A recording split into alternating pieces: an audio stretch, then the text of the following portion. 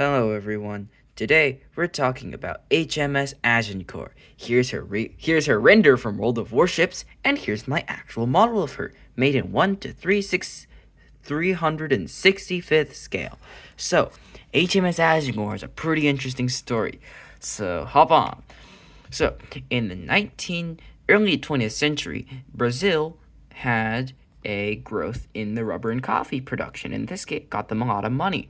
So to use this money, they bought a pair of dreadnought battleships, specifically Minas Gerais and Sao Paulo.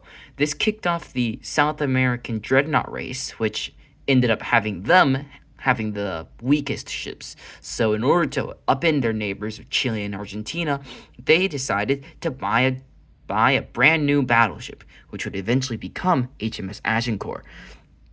However, they faced a problem by now. This was by the mid-1910s. They were absolutely broke. They had spent their natural resources were still there, but they didn't spend it the best, and they were kind of low on money. So they still had their battleship under construction. So what they decided to do was they were going to sell it. The still incomplete battleship would be sold to Turkey, and the ship was being built in the UK at the time. And Turkey actually accepted this deal and purchased the ship. And the original ship, which was named Rio de Janeiro, was then renamed Osman Evel I, I think. I hope I didn't butcher that pronunciation. However, the British said no, you couldn't do that, because the war, World War I, had just started, and they wouldn't deliver the ship to the Ottomans. And the Ottomans, which had donated a lot of money, the citizens had donated a lot of money for the ship, were pretty unhappy. So, in compensation, the Germans gave them the battle cruiser SMS Goeben and the armored cruiser SMS Breslau. This was one of the reasons the Ottoman Empire joined the Central Powers. So, this ship was assigned to the 4th Battle Squadron and later the 6th Battle Squadron. She didn't see that much action. Even at Jutland, she fired 144 shells, but to not any hits. She would be sold for scrap in 1922. She holds the unique record of having the most amount of guns on any capital ship. 14 guns in 7 twin turrets. So this model is made of cardboard.